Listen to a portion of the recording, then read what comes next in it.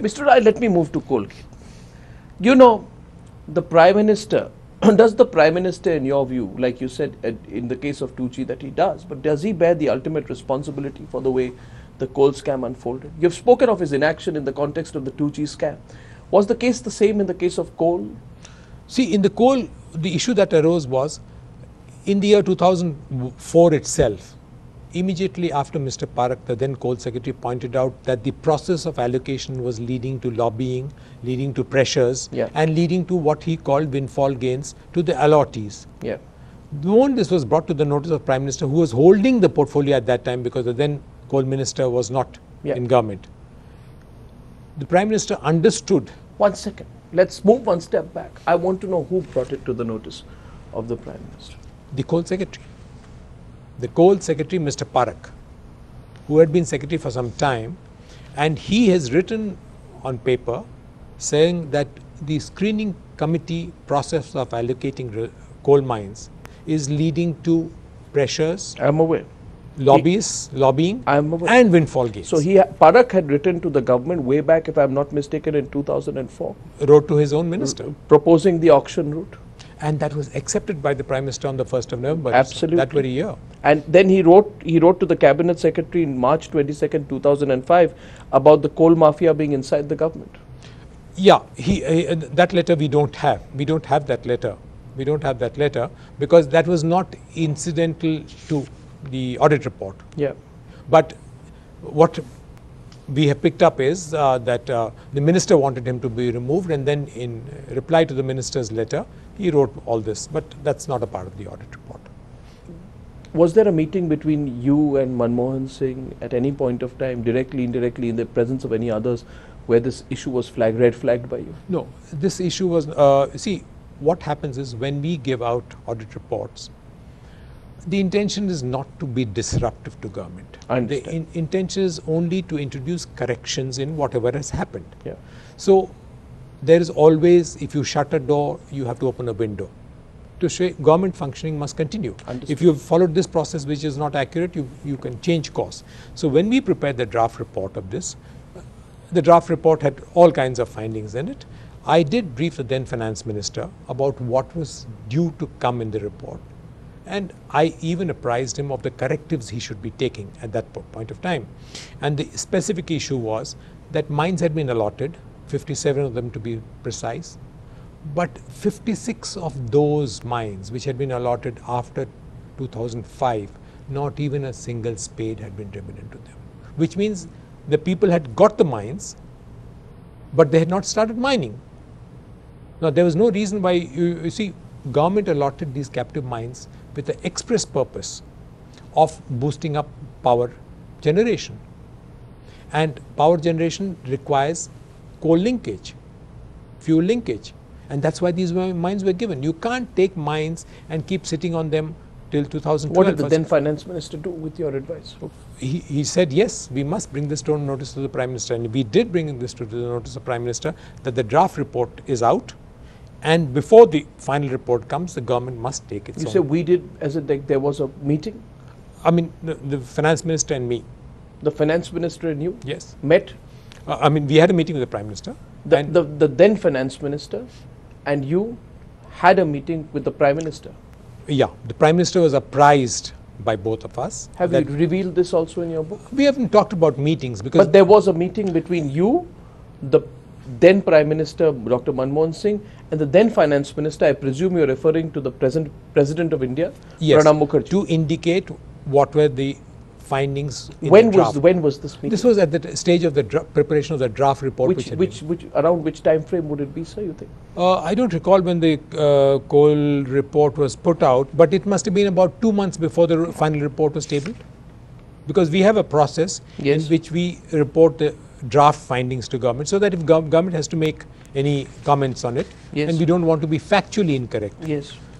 We at that time we point out the draft findings, and this discussion should have taken place around that time. And so what did the Prime Minister do? Well, I don't know. None of the advice that I really gave, or none of the suggestions that I made emanated from government. The government just gave us a reply to to whatever the things were and talked about a computation and said, look, legislative processes take a long time. So from 2004 to 2012, we haven't been doing. Well, that's it. We incorporated all the. Did you ever hear back? Did you have any conversation with those who were in that meeting? Either the then finance minister or the prime minister on what happened? Well, not really. Not really. We didn't get a hear back. But evidently, these issues must have been discussed among the cabinet colleagues.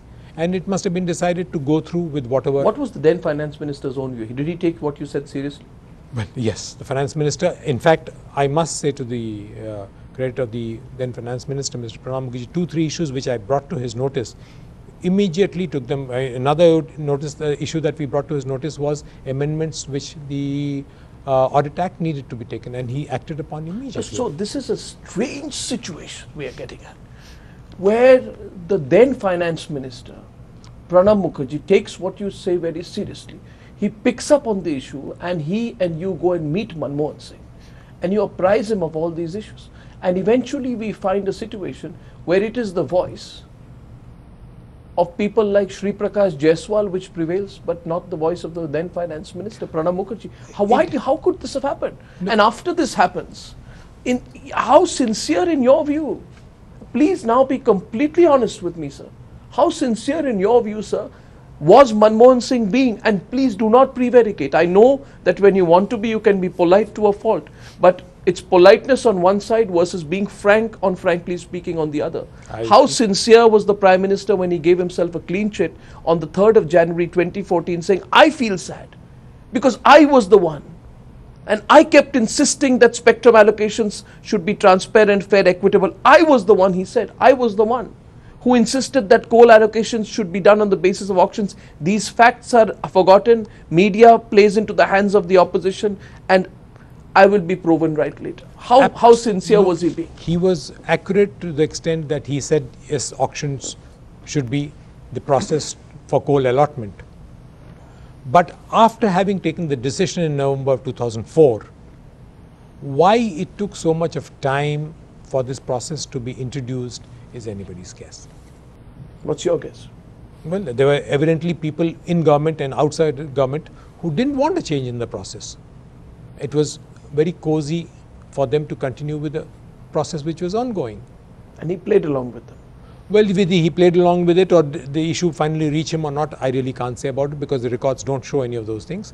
But yes, the situation did not change, and only very recently, till very recently also, the auction process has not commenced as yet. Yeah. Mr. Rai, it appears to me that the constant theme of your book, which is vocal on the issue of accountability, is this. How accountable is Manmohan Singh for the misdemeanors of his subordinates? You have spoken about the 2G scam. You've spoken about the coal scam, which we discussed, but now also the CWG scam. Mr. Rai, when the PMO confirmed that Suresh Kalmadi, and each of these facts are very important today because as our viewers are seeing this, they're recollecting what was happening in that period. You know, and therefore it is your responsibility to share. When the PMO confirmed that Suresh Kalmadi should be chair of this organizing committee, was it complicit in allowing Kalmadi to subvert the process of establishing his hold over the organizing committee of the CWG, and with it the alleged corruption that came with it? Because you had red flagged the CWG games and what was happening sometime earlier. See, the Commonwealth Games before they were played out in India were played out in Australia. Yeah. We had a huge contingent of people, 139 if I remember correctly, who had gone much in advance to study how they had played it out in Australia. There they found that there was a minister mandated for the Commonwealth Games by an act of Parliament. Sure. And who were given this. So it was very much in the government domain that the Commonwealth Games were to be implemented. But in this particular case, the argument trotted out was that it is the Indian Olympic Association which should be in charge. Headed by a congressman called Suresh Kalmadi. The Indian Olympic Association chairperson. Yes, president of the Indian Olympic Association. Absolutely. Sports minister, government had no role in it. They did not. In fact, the then late sports minister, Mr. Sunil Dutt, wrote very strongly against it also. What did the Prime Minister do? What did the Prime Minister do? After that letter was received, I don't think any action was taken on it. So the Prime Minister did nothing there as well?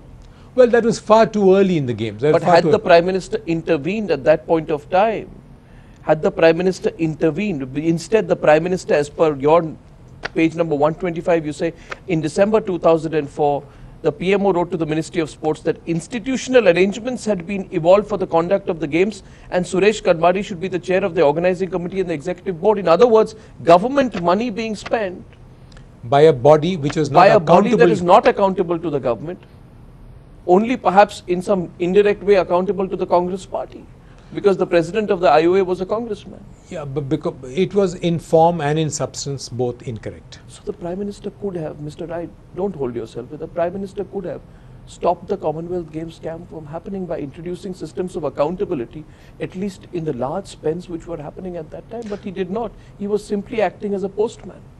Well, systems of accountability have played out even in that setup. But unfortunately, what happened was the games got into a huge mess before they actually... Sir, Suresh Kalmadi's position was strengthened by the Prime Minister of India, Dr. Manmohan Singh, in December 2004, 5 to 6 months after the general elections. I'm only going by what is in your book. Yeah. And you end that paragraph by saying, after this, Suresh Kalmadi had arrived. Absolutely accurate. Because after that, when the Prime Minister wrote, the PMO wrote to the Sports Ministry saying this will be the formulation of the committee, it was totally within Suresh Kalmadi or the chairperson or president of the IOA to control the entire Commonwealth Games. And he did in fact control it entirely. So the Prime Minister of India certified an unaccountable structure to spend huge amounts of taxpayer money. That's exactly why I said in form and in substance both it was incorrect. Should the Prime Minister have not done that? Well, it's very difficult for me. Should the Prime Minister have applied his mind at that time and seen through the consequences? See, we had this example of the Asian Games earlier. Asian Games, if you recall, were Mr. Bhuta Singh was then actually made in charge of the Asian Games and he was a sitting minister. There could have been a role for the Indian Olympic Association, but under the overall charge of a minister, because a minister can be better accountable to Parliament and to the... So the Prime Minister strengthened Suresh Kalmadi? Well, the Prime Minister appointed him, certainly so, certainly so. So the root cause of the CWG scam goes back to 2004, to that decision? If somebody in government, accountable to the Finance Ministry or accountable to the Parliament in the nature of being a minister, yes, had been there, certainly he could have been held far more accountable. How do you feel about all this? The 2G scam, Colgate and CWG scam. The sum total of our conversation is that the Prime Minister of India could have done so much and chose to do nothing. Well, I don't think... I think that's unforgivable. No, I think we are laying too much of blame only on the Prime Minister, because there are a large number of functionaries who did not... Sure, they did. Sure, they benefited. Yeah, no, they did not. But the Prime Minister they did not perform the role that the nation expected them to perform. They did not perform the role that their oath of allegiance they had taken to the Constitution. Well, and that's where they were founding. What was the role of powerful bureaucrats, TK Nair, Pulak Banerjee, in the PMO at that period? Powerful bureaucrats, actually, see, when we conducted the audit, the files of the PMO were not made available to us. So what role they played in, we really don't know. Right. We really don't know. Well, Mr. Rai, you are known for your reports on 2G and coal and CWG, but I find a very interesting excerpt on civil aviation.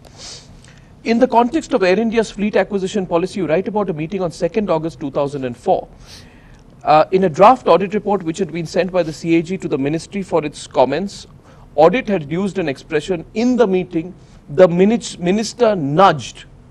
That's right. Nudged, emphasis supplied, Air India to revisit its proposal. The moment the draft audit comment was read in the ministry, all hell broke loose. Bureaucrats of all hues, serving and retired, including Air India officials, started approaching us to drop the word. The funny part is that just about everyone dispatched to plead with us against the usage of the word nudged. That is, the civil aviation minister nudged Air India to revisit the proposal. Almost everyone acknowledged that the meeting was in fact the turning point where the minister nudged Air India. Don't take 28 planes, take many more, right? Yeah. Spend a lot more money. So the minister was telling Air India, you may have planned for X number of planes, but you may need 2x or 2.5x or 3x, right? So the minister was almost coercing Air India to spend a huge amount of money. Now, my question to you, sir, is who is the minister? See, the Minister of Civil Aviation then was Mr. Praful Patel. Right. Okay. This meeting took place on 2nd of August. Right. And it took place in the context of the fact that the then CMD of Air India, I think it was Mr. Tulsi Das, yes, he brought forth a proposal which had been approved by the Air India board to purchase 28 aircraft. Right. Now, then in that meeting it transpired that the minister said that you must have a longer term perspective. I wouldn't understand how this were to happen. A board approves a decision to have 28 aircraft. That's exactly what we Some also thought must have gone into. Yeah, that's exactly what we also felt, because it's the job of the board to keep their commercial antenna up. Yes. Which route is more profitable, which should be non-stop, which aircraft is better, Yeah. which seat type is better. Absolutely, I agree is with the you. job of. How many planes did they finally buy? They take bought on- 68 of them. So they in that wanted to take 28, they 28, took 68. 68. 40 more planes. Because what happened was, then this meeting took a decision that they look at a longer term perspective. The CMD went back to his board, discussed it. The board sought a clarification, which also I've mentioned in it. And the clarification was, what exactly? So they said, look, you have to look at a longer term perspective, which was clearly the government indicating to Air India that, look, you must buy a larger number of aircraft. Now we found this strange. What kind of money would that involve? Oh, well, it was about 38,000 crores. Extra. Extra? Or Totally 38,000 crores. Yeah, it went up from about $1,000 million to about $6,000 million. That's the way it went. And we found it strange because these proposals are always examined in the finance ministry. And the finance ministry was not convinced about it, but the finance ministry wrote that this is a supply driven proposal, which means just because you buy more aircraft doesn't mean that Air India is going to come out of the red. But the more damaging part of it was 97% of this purchase amount was going to be debt. I don't think any airline can survive by such a huge debt. And then on the other side, you were following an open skies policy wherein all private airlines were allowed to fly. But more damaging was the fact. Have you ever asked Praful Patel what is? You met him? I've never met Mr. Praful Patel. I've never met him. You feel there's a scam there? Well, I don't know whether there's a scam there, but it's proven now that the aircraft which you bought within 5 years, they had to be sold. Which means that But then were the officials, this is very strange. Air India officials, are pressurizing you to remove the word nudge. Not Air India, more the government officials. The government officials, the Civil Aviation Ministry officials, I presume, are desperate to remove the word the minister nudged. Yes, because it probably is suited. So they were trying to downplay the influence of the Civil Aviation Minister Praful Patel. Oh, most certainly so. Most certainly so, because the meeting says that they were asked to reconsider. They are advised to reconsider. And we had read into that simple thing as a nudge. And well, we took a decision to remove the word nudge because normally audit follows a very structured formulation. And the nudge was not a word which was appearing in our documents. Who dispatched these people to plead with you? I don't know who dispatched them, but they were meeting my officers more than meeting me at So regular they were all intervals. going around, Civil Aviation Ministry officials were going around At requesting any and level. pleading At any level? At any level in my office. Telling the CHE officials, please remove the fact that the Civil Aviation Minister Praful Patel nudged Air India to try and get more planes. Exactly so. And I was quite surprised much later when I read a book written by a retired executive director of Air India, where he said it was not a nudge, he ordered. Mr. Rai, all that you tell me today is, it's an eye-opener for those who worry about the state of this nation. And many people will thank you for sharing all these details with you. I want to talk about your personal price that you paid for it. You devote an entire chapter in your book to the CBI and an investigation vis-a-vis Atul Kumar Rai that makes a mention of you. Let me ask you straight, Mr. Rai. Were you victimized by the previous government for your audits?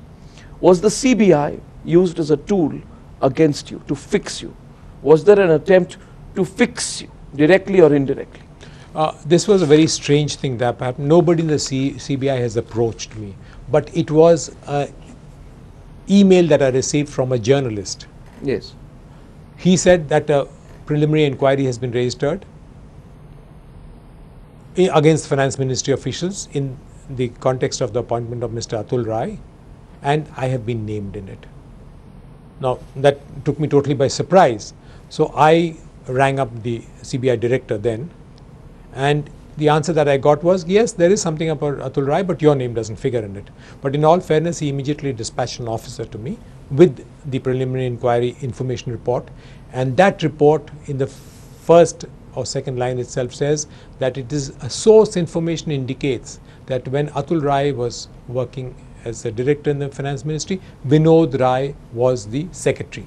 Now, why should Vinod Rai be mentioned? Why would it be mentioned? And it goes on to say that Vinod Rai facilitated the early release of Mr. Atul Kumar Rai. But most surprising part of it, and where we found that report to be laughable, was in the next para, it reproduces an extract of the file where my joint secretary has recorded that I have discussed with the secretary. The secretary says Atul Kumar Rai cannot be released now because Parliament is in session. He can be released only after Parliament finishes, and that will be on 31st of May. And this record is sometime in March, Somebody April. was fishing for information against you, I guess. Well, I don't know whether somebody was fishing for information against me or not, but somebody did feel that, yes, this is one way to buttonhole. Were you affected? Was your family affected? Were you personally affected? Tell us about that. By then, much water had flown. This didn't, because I was very clear in my mind that there was nothing that they could find on record or otherwise in a way in which I could have facilitated this appointment. And ultimately it boils down to the fact that some form 15 or something has not been properly filled up. That's about all. For that, a criminal investigative agency? Will you ever get into politics or take political office, Mr. Rai? Well, I have not done it as yet, except, Have you been offered? No, I have not been offered. I have not been offered. Political people do keep meeting me all the time, but I have not been offered. And I don't think politics is my cup of tea, as I've said earlier also, that I'll get into politics. Why do you say that? Well, They say good people should join politics. Well, there are a large number of good people in politics and wanting to join politics also. But whether I'm a good person or not, I only said it's not my cup of tea. That's about all. Well, Mr. Rai, you've been very frank. You are polite to a fault. But without doubt, those watching this interview will have one thing to say. You're a man of high integrity. For going through what you did, for putting out what you did at that point of time, and for enduring all that you were called names and all, I think the country owes you a debt of gratitude. It's my honor to speak to you today. Thank you very much, but please be assured that politeness didn't make us hold back anything that my department wanted to put into the report. I don't think so, sir. I'm convinced it did. Thank you very much. Thank you very much. It was a pleasure. Thank you, Mr. Rai. Thank you.